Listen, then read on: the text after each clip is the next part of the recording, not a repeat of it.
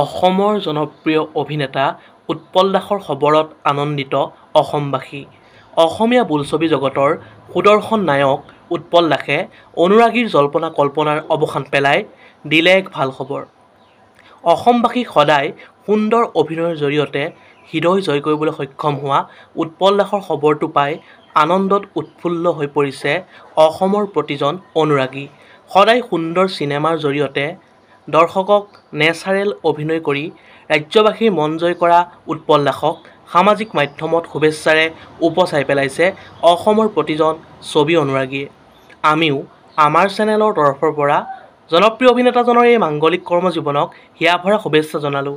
অসমৰ জনপ্ৰিয় অভিনেতা উৎপল দাসৰ ভাল খবৰটো হ'ল যে 2024-25 নাট্যবৰ্ষত দৰ্শকক ভাল নাটক উপহাৰ দিয়া ৰাজ্যৰ আগশাৰীৰ নাট্যদল থিয়েটাৰ সূৰ্যত অভিনয়ৰ বাবে চুক্তিবদ্ধ হৈছে।